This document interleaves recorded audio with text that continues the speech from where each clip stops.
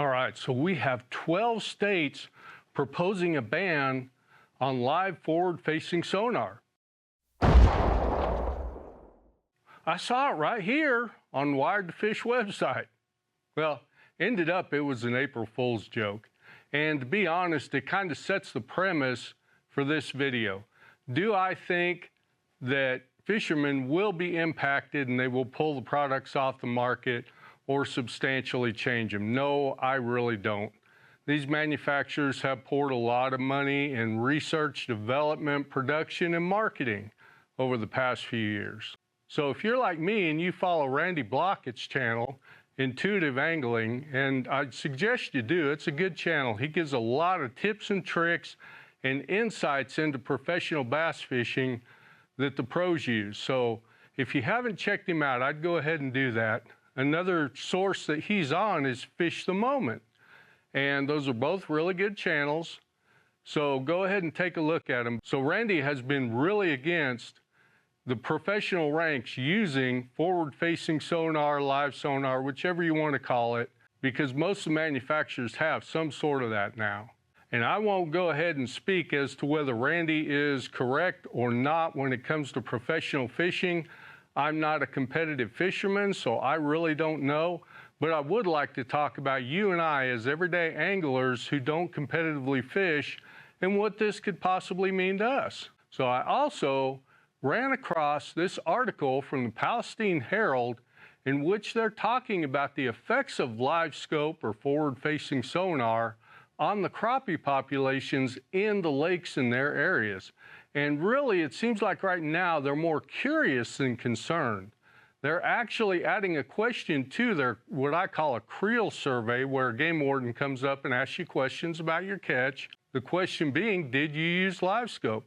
Well, with just that question being asked, that does show there is a little bit of concern, a little bit of curiosity. They do state in the article that they are somewhat concerned about the size, not necessarily the crappie population, but the size, because with the forward-facing live sonar technology, you can actually target those big females. And so that could have an impact on the actual size of the fish. Although, I don't know, I think it's going to take years of research. And me, myself, I believe in the Texas Parks and Wildlife and that they will protect our fisheries. So another question you may have is, what's this going to do to the manufacturers? You know, those guys all endorse these products. They're all over the media with them. Well, I think if Bass bans forward-facing sonar, that the anglers will still be able to endorse the products.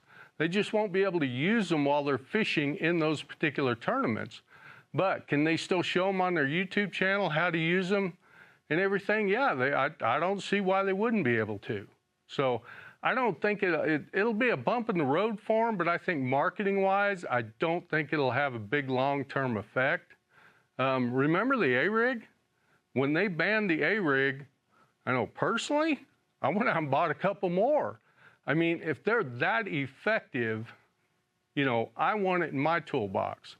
Because I'm out there, I'm not competitively fishing, I just want to feel the tug, right? So it's all about catching fish. Now, do I think, and this is just me, this is my opinion, do I think that the manufacturers will suffer?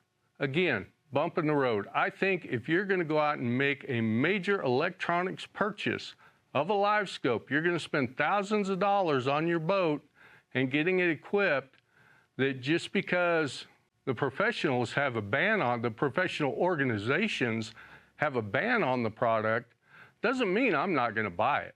Again, it's like the A-rig. If it's an effective tool and that's what I want to use, I'm probably going to go ahead and purchase that product. Now, me personally, I'm not a live scoper. I still like the mystery and the hunt and, you know, just being out, and I fish slow. I don't fish real fast. And I think probably a lot of you feel the same way. You want to catch a lot of fish, but you don't want to stare at a screen all day.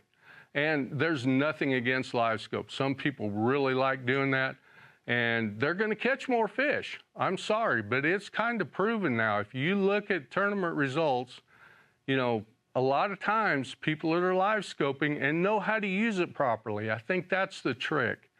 Know how to use it properly and stay with it, will catch more fish.